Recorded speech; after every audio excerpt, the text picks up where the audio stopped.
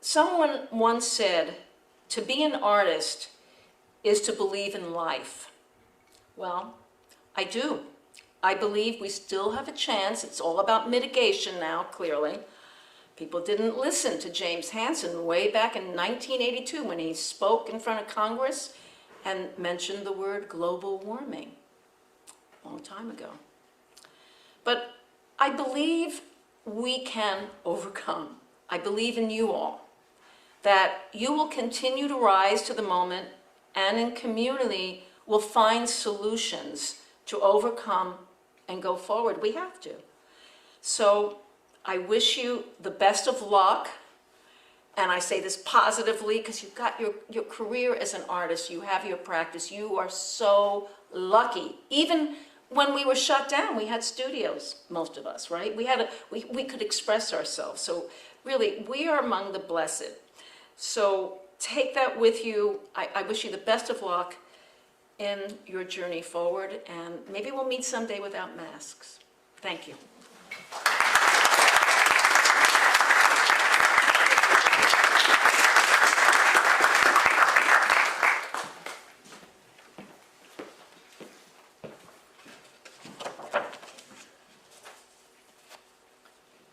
Thank you, Diane, for the speech, and really such respect and admiration for the work you're doing. I know we will be emailing each other articles and news stories about the climate, and as we talked a few weeks ago, many of our students concerned with these same issues naturally that we are facing.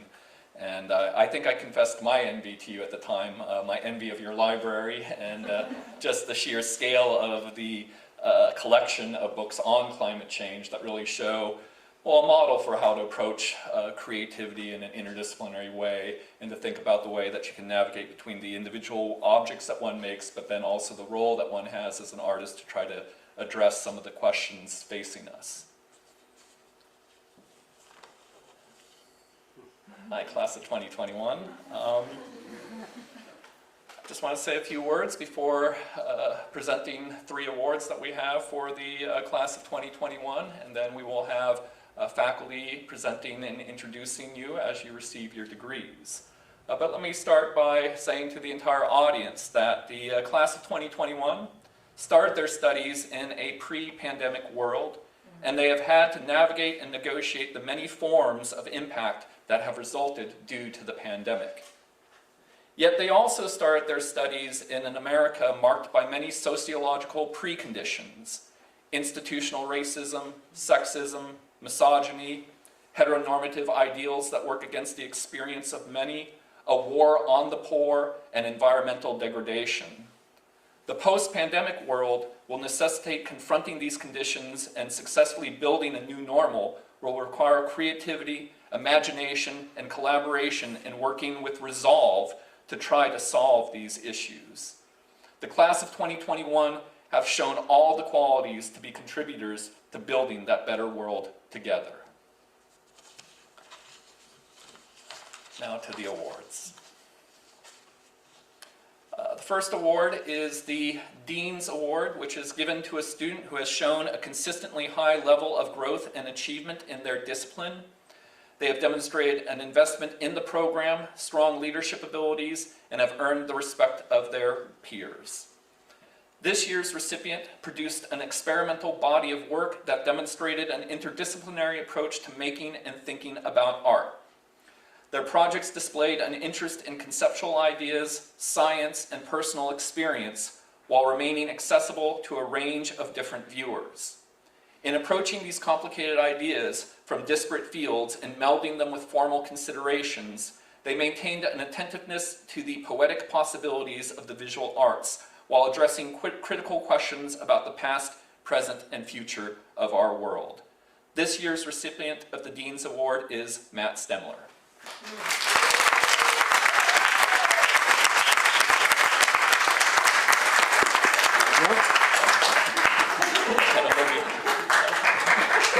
Forgot that detail.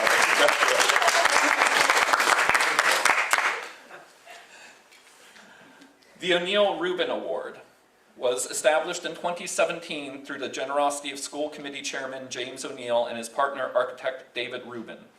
The award recognizes a graduating student from the Low Res MFA program for the excellence of their thesis presentation and the strength of their artistic efforts over the course of the program. This year's recipient developed a strong proposal for their thesis success, excuse me, a little rusty with live performance here. So this year's recipient developed a strong proposal for their thesis exhibition and followed this planning with an attentiveness to the realization of their ambitious, multifaceted installation. Their work intervened in the space as a contemplative and complicated reflection on the conditions and experiences of the African diaspora, both in the contemporary moment and history, offering a powerful consideration of every facet to the idea of labor. The recipient of this year's O'Neill Rubin Award is Matthew Fields.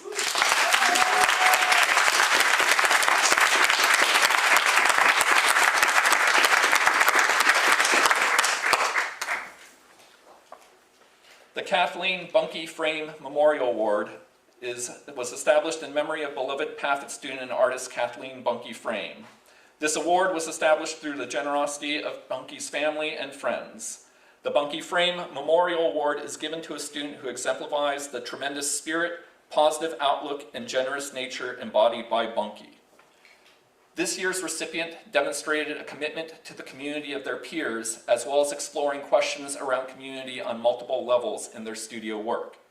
They were a calm, reassuring presence during the challenging times that the class of 2021 had to endure, and approached their fellow classmates with compassion, kindness, and an appropriate level of humor to help everyone keep their struggles in perspective. This year's recipient of the Bunke Frame Memorial Award is Chris Belton.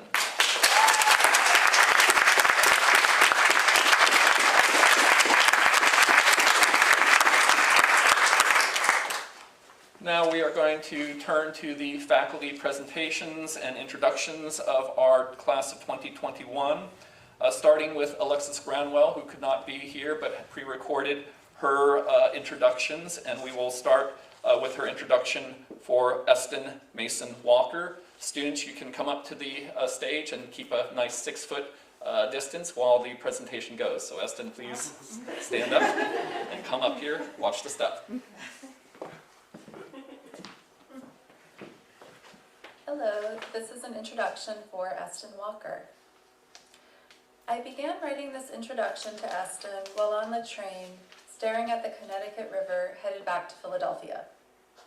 Observing the river against the lush, fluorescent trees through the frame of the train car reminds me of the small and beautiful moments in Eston's work, when we are not hurried and have an opportunity to look and feel even when we are just glimpsing.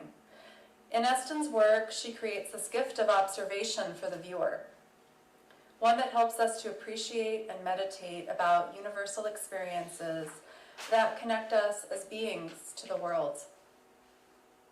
The research and development for her work occurs through many acts, including traveling, writing, and walking through spaces.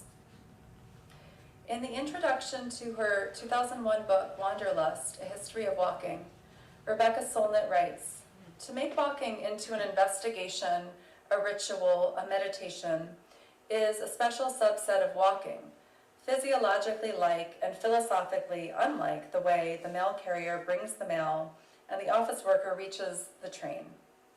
Which is to say that the subject of walking is, in some sense, about how we invest universal acts with particular meanings. Eston is committed to investing in these daily experiences through her paintings, drawings, photographs, or films. She does not limit herself to a genre in format or subject matter. She does not limit anything. Rather, she explores the everyday with curiosity, utilizing these places as maps, matter, or data for our internal experiences.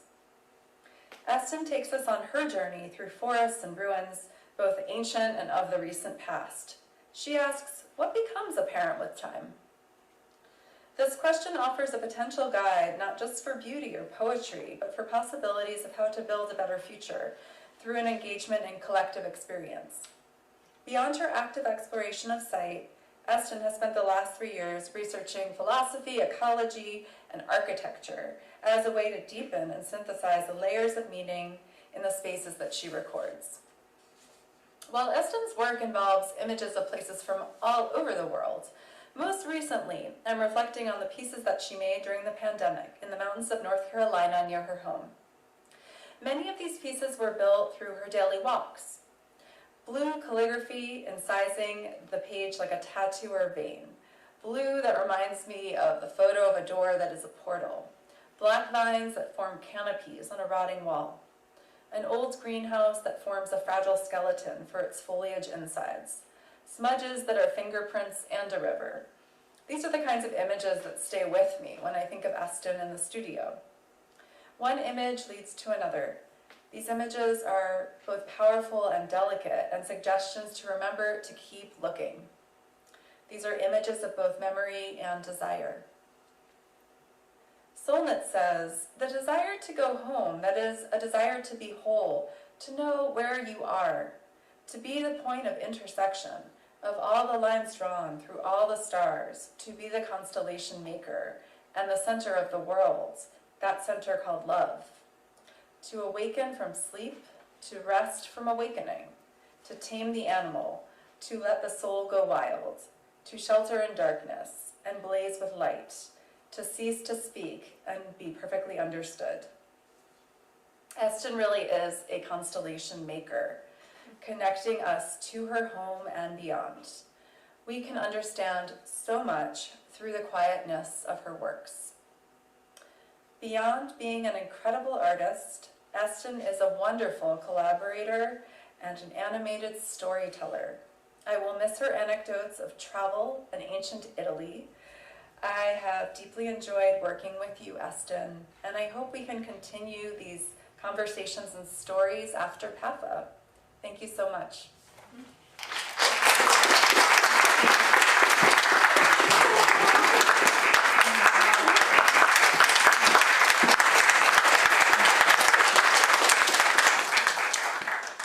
Congratulations, Eston. Thank you, Kevin. No, thank you all. Thank you all. And yeah, Jill will be handing out the degrees to you. Sorry. We didn't really do a rehearsal, did we? We're just excited to get to this moment. Next to the stage, please, Matthew Stephen Stemler. Sorry, I'm a Steph Curry fan, so I didn't apologize if it's Stephen. But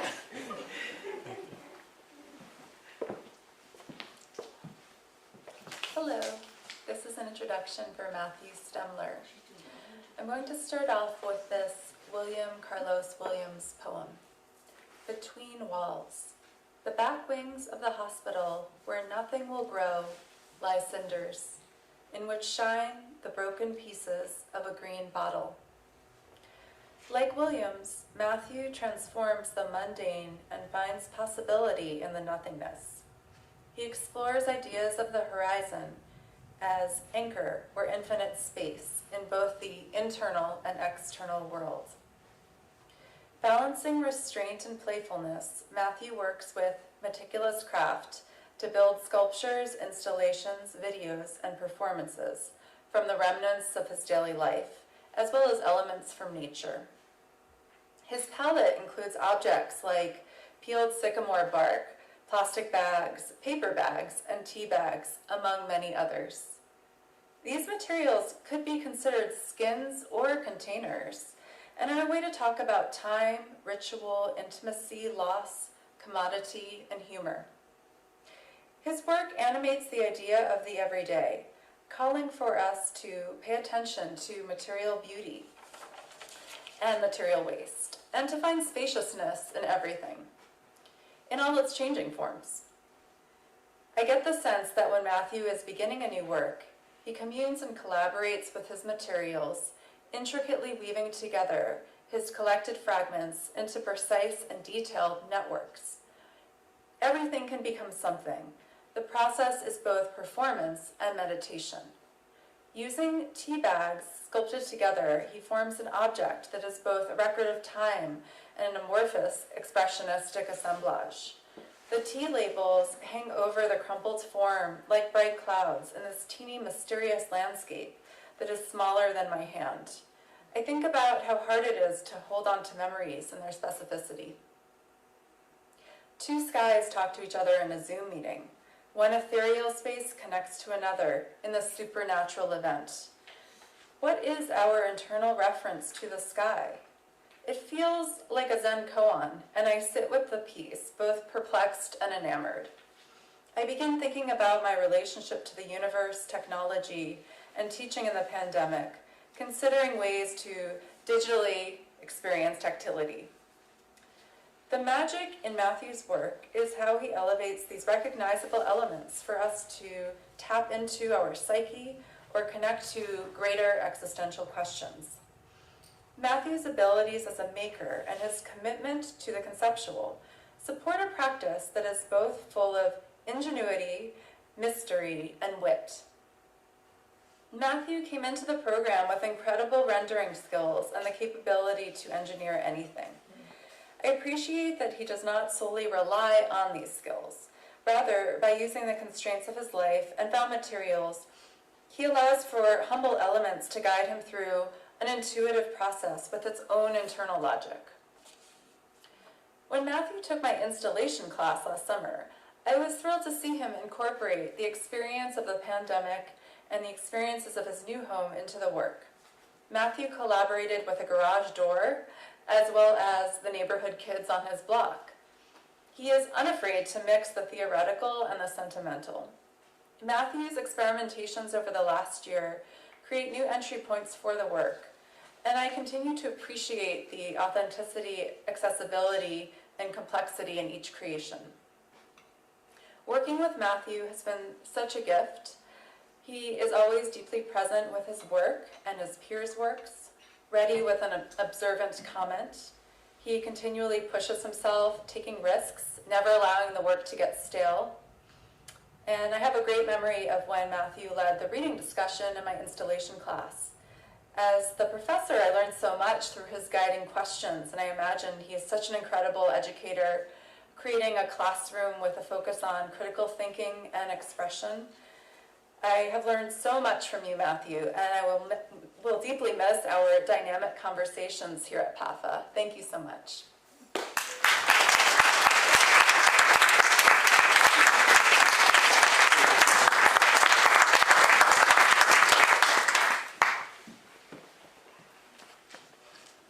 Next, faculty member David Dempey-Wolf will be coming up to present our next two graduates from the class of 2021.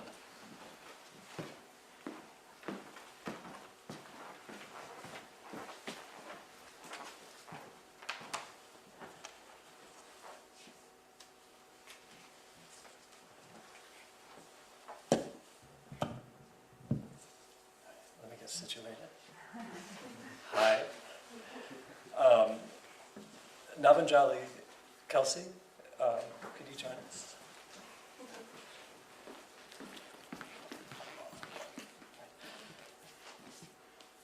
Navanjali, can you hear me okay? Okay, good. It's been an honor to witness your studio practice develop during these past 26 months, or 112 weeks. I deeply appreciate how the conceptual work of writing a thesis enabled you to clarify and articulate an understanding of your painterly sculptural activities. As an artist, the intersectional fissures and connections within your given subject position ask, and this is to quote your thesis, how am I, the child of immigrant Indian parents, reconciling this place of sense that encompasses two countries? The distance Homi Bhabha describes is palpable when trying to consider making sense of two cultures. Navanjali writes, in my work, there is an intent of negotiating two original moments of Indian and Western tradition, hybridity, and seeking the emergence of a third space. The figures in my work have recognizable elements of traditions of India, but they are moving, morphing, and evolving. Navanjali creates a dreamlike space made up of watercolor and gouache that evoke the sense of experiencing memory. You write, dense turmeric yellow, viridian green, and vermilion entangle the batiks across the walls of my childhood home that convey imaginary imagery of figures. Goddesses and dancers reside in these textiles, surrounded by the drips and the cracks of the residual wax. My mother's gold bangles that sparkle and jingle together with every movement conjure lyrical sounds in my mind. The delicate detailing and design these bangles shimmer in my recollections. These reveries are examples of the vibrant imagery that trickles into my identity and has contributed to my studio practice. As I recollected the vivid imagery of Hinduism, I see the powerful images of gods and goddesses that have multiple arms and hands. In my own life as an artist, mother, teacher, and student, there are many instances where I feel the need for additional arms and hands myself. I'm engaged in one activity and am called to carry something or pulled to another task. Davajali writes, the figures in my work often have multiple arms that evoke both my own desire for extra appendages, but also a nod to the representation of these forms in Hindu iconography. Hindu gods being represented in this manner are a sign of immense strength and power. It is stated that multiple hands also show that they can perform numerous tasks at a single time. I absolutely empathize with this, with the many roles in my own life. The many roles, such as many roles in my life, combined with the desire to have many arms and hands to execute these roles, are a representation of strength and power. Namajali, your work calls for cosmopolitanism, which is a consideration of empathy, inclusiveness of one's own and others' traumas and histories, an embracement of other cultures, and ultimately as an invitation to be a citizen of the world. The theorist Kwame Anthony Appiah wants us to consider the connections of art through identity. He writes, the connection people feel to cultural objects that are symbolically theirs because they were produced from within a world of meaning created by their ancestors. The connection to art through identity is powerful. It should be acknowledged. The cosmopolitan thought wants to remind us of other connection. One connection is a connection not through identity, but despite difference. Appiah talks about the importance of the response to art being more than a consideration of who it belongs to, but considering the important human connection that is linked to it, the life worlds in which the artists are sort of situated within and they're articulating. Namajali, I look forward to seeing how you will continue to expand the self-exploratory practice and inclusive approach with your teaching, art, and life. Thank you.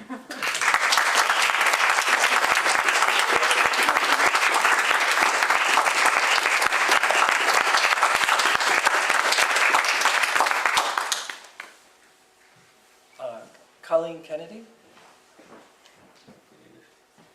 join us.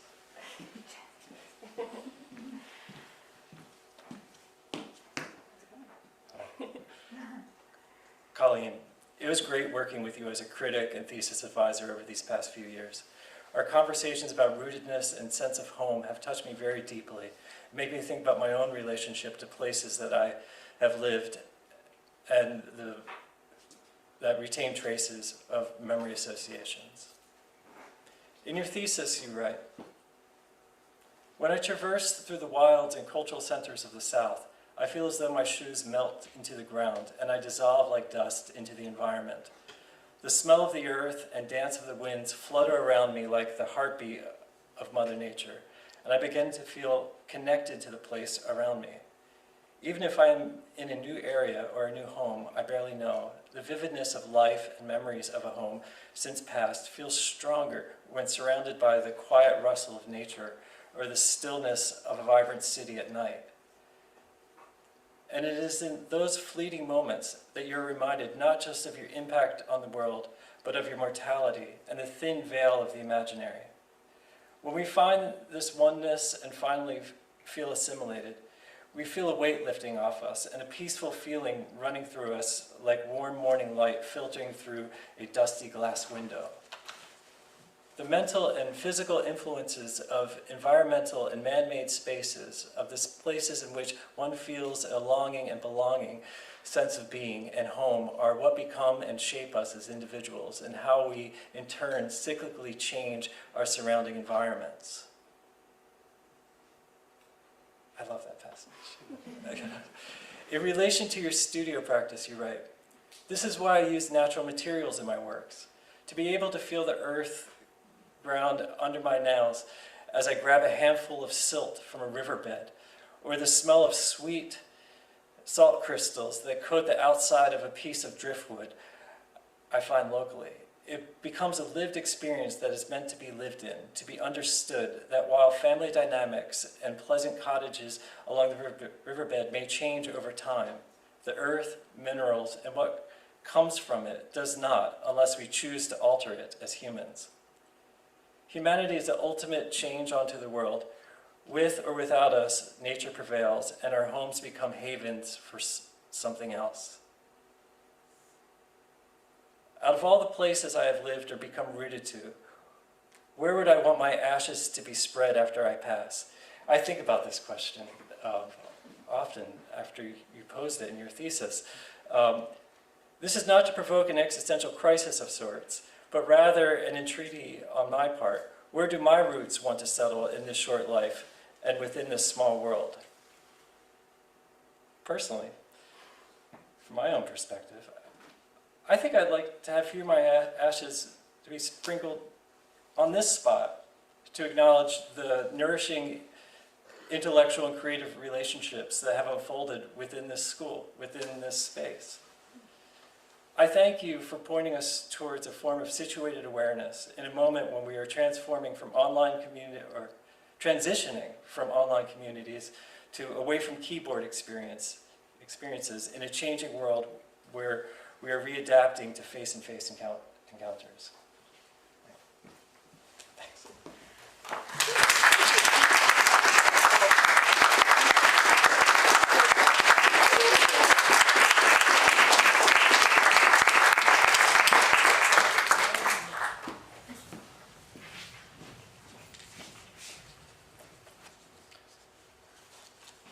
Christine M. Belton, please come to the stage.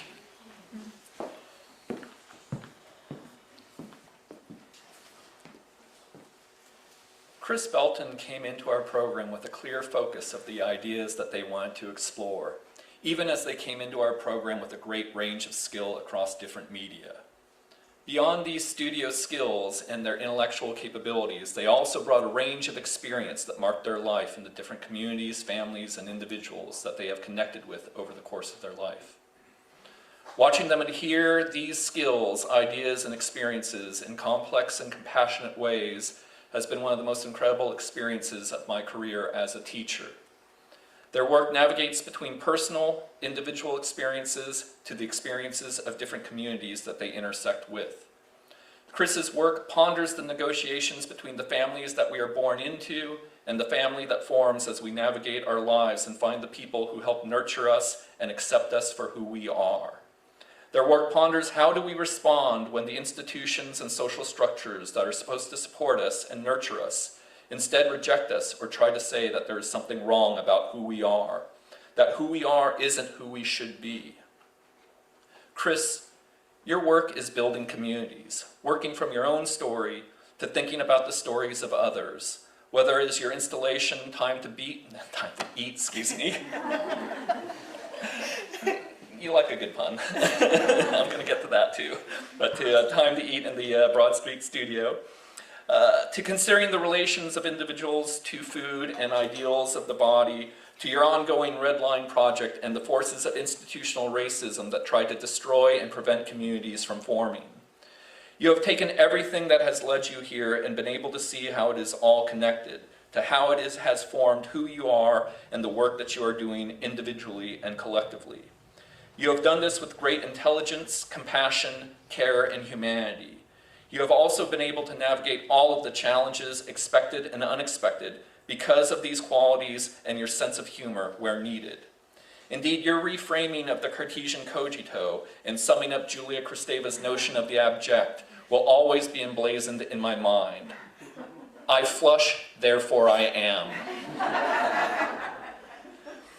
More importantly, the hard work that you have done and the work that you have produced is the realization of a lifetime of work, a project that is ongoing and that awaits new chapters to come. To see all this come together for you has been astounding, and there's nothing more one could hope for in a graduate school experience and nothing more one could want in a graduate student. Thank you for being and remaining you, even as you and all of us constantly change through the trials and tribulations of art and life. Congratulations.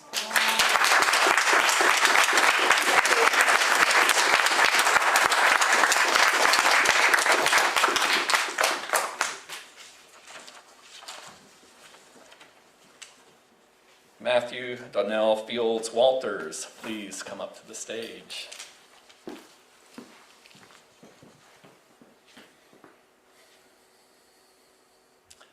I have had the privilege of working with a number of amazing individuals, including the group that is gathered here today.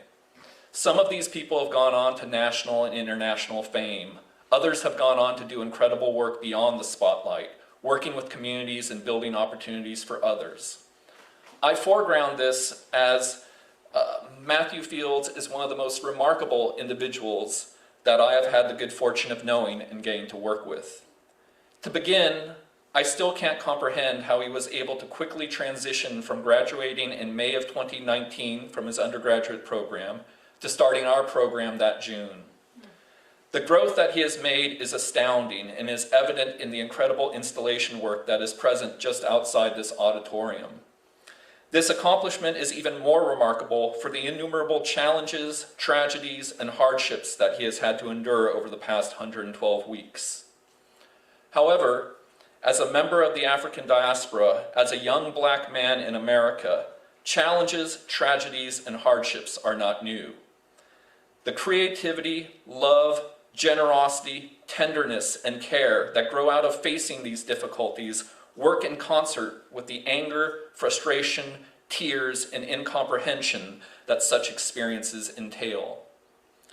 In recent years, we have made progress in moving beyond the binary constructs and constrictions of gender, recognizing that there are not opposing genders, but a growing and expanding neighborhood of gendered identities.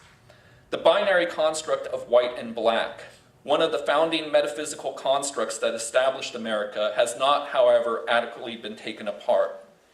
Instead, it has been used to divide and make invisible the complexities that exist within these categories, especially the complexities of blackness.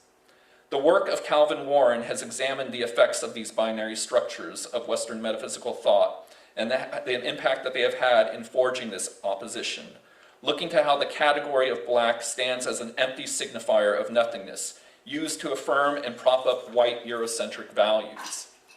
Instead of these limiting binary oppositions that reduce reality into simplistic either-or options, we need ways of thinking through the complexities and contingencies that identity entails, leading to an understanding of the myriad of ways of being, even in a society that sometimes does not simply let you be, and at its worst, doesn't even let you breathe.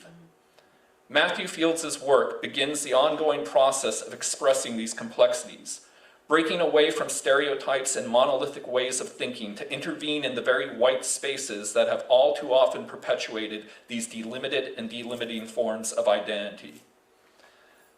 The work is interminable, but work is not unfamiliar to Matthew Fields and the Black community. It is part of history, a history that Matthew Fields poignantly and powerfully explored in his written thesis, and that his growing practice as an artist considers. It is a labor of history, a labor of existing, a labor of enduring. It is sometimes literal labor, but a labor that makes the world a better place, especially as that space gets transformed creatively and constructively through the labor of making visible what remains hidden under the surface, of unpacking internal labor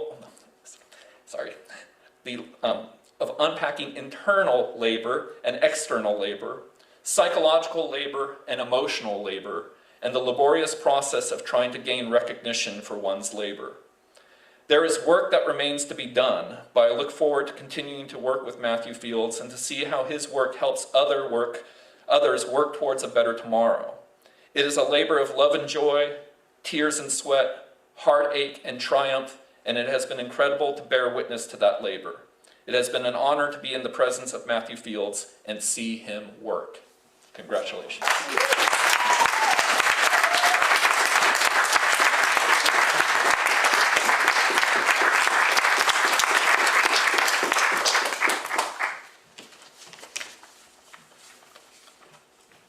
Sally Aycock Marshall, please come up to the stage. Thanks, Sally.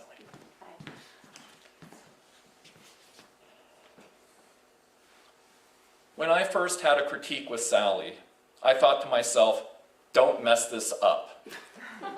I probably used a little bit more colorful language, but I was really concerned because she had such raw, intuitive creativity, such a unique way of seeing and perceiving the world that I was at a loss to what I could do to help harness and hone those abilities.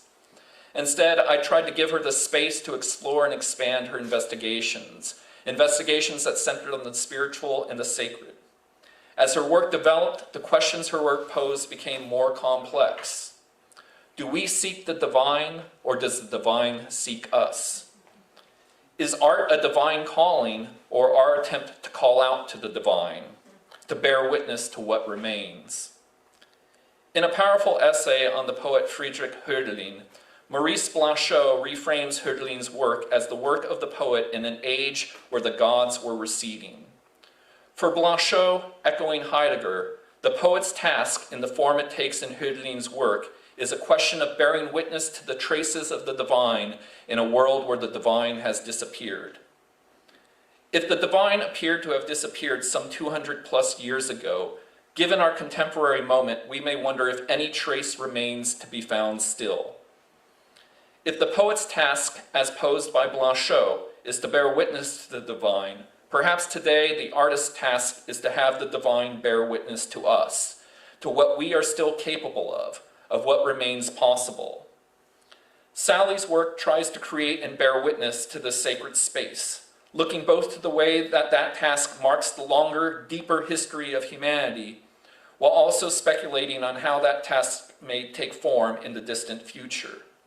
She has been seeking the imponderable her whole life, and these past 112 weeks have offered unimaginable challenges that she has confronted through her unique imagination, producing works that speculate on the possibilities and necessities of the sacred, especially in a world where the gods have seemingly abandoned us, reminding us that the task of art is to perpetually recreate the sacred and offer a space for such divine reflection. Her courage and tenacity is unabated in this quest, and I only hope that I have not messed this up. Given the work that she has produced, I think that isn't the case. But in any case, the work of the artist and the poet remains, especially for what remains to be done, to be witnessed. Sally Marshall is up to this task. It is her calling. Congratulations.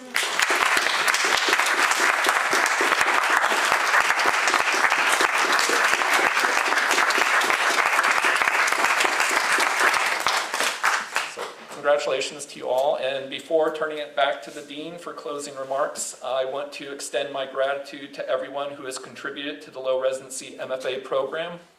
From all the faculty who have worked with our students, to student services, the museum, and other staff members at PAFA who have made the journey of these students possible, along with their classmates. Most significantly, I would like to extend my gratitude to Jill Adler and Stephen Connell, who have collaborated tirelessly with our program, in addition to Addison Namnoum and Mel Dalak in previous years, to assure that our students get the most out of their educational experience as possible. Lastly, I would like to thank the Dean for all of his input and support, especially as we worked to maximize our students' experience during their final summer semester.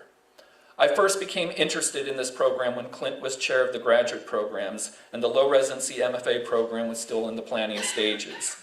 His vision was crucial in getting this program started, and I appreciate all of his leadership and support during these challenging times and the faith that he has put into our endeavors in educating and developing our graduate students. Thank you, and congratulations to the Low Residency MFA class of 2021.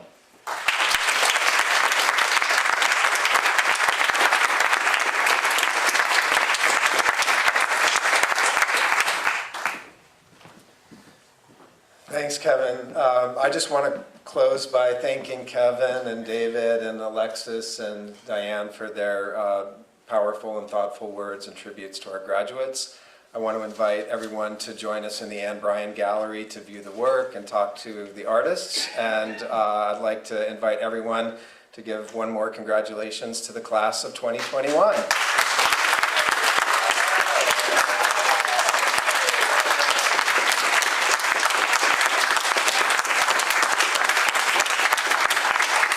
Thanks, everyone. We'll see you in the gallery. And I want to remind you that there's work at the Broad Street Studio upstairs and behind the elevator. And the store is open till 6 if anybody's interested in purchasing work or PAFA swag.